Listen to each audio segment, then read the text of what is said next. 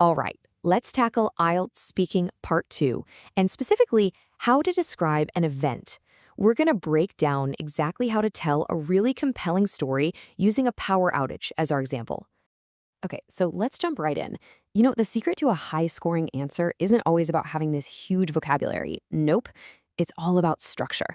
So we're going to use this really simple 4-part framework. Just think of these as the building blocks for a perfect story that's going to help you talk fluently for the full 2 minutes. First up, that first block, your introduction. This is super important because it's all about setting the scene and doing it fast. You want to tell the examiner when and where this all went down right from the get-go. And honestly, it couldn't be easier.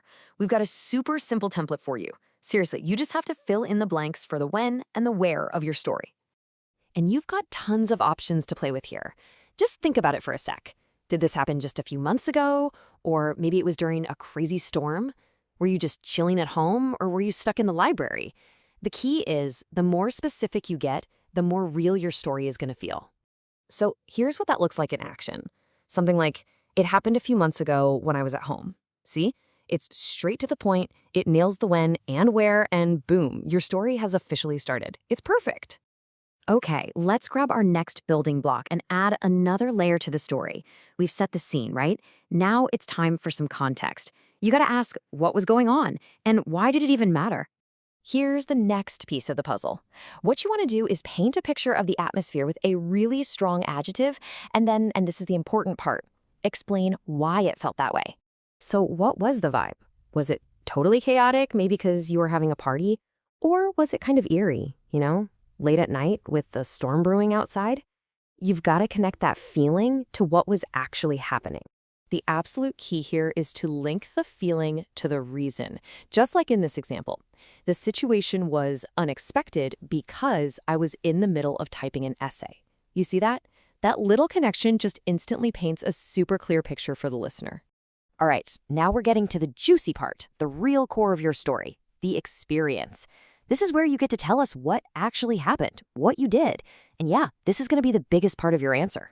A really great way to kick this section off is to talk about your immediate gut reaction.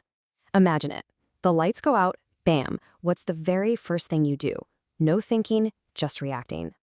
Okay, so after that first instinct, fumbling around for your phone to use the flashlight, you then move into the main event. What did you end up doing for the rest of the time? I mean, you couldn't finish that essay, so maybe you ended up playing board games with your family or something. This example is just brilliant. It lays out a super clear sequence of events, right? From that first reaction to what you did next. And hey, pro tip, throwing in a word like interestingly, that just makes your story way more engaging. And that brings us to our final building block. The conclusion. Every good story has to have a solid ending.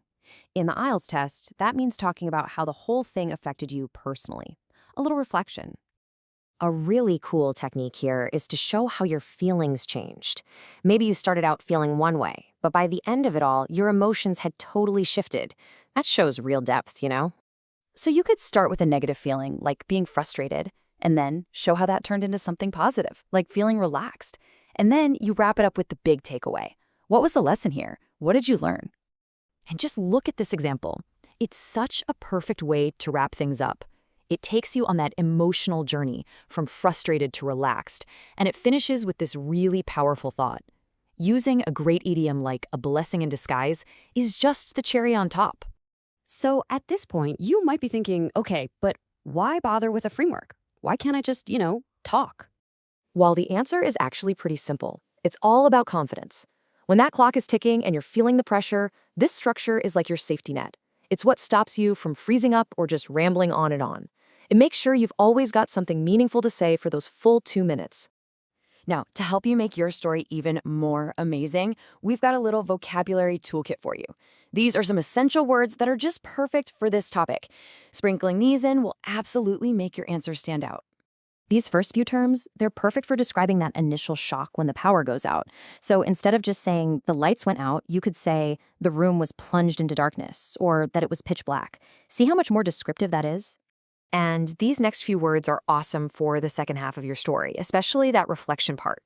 You can talk about the power being restored or how the whole thing was an accidental digital detox.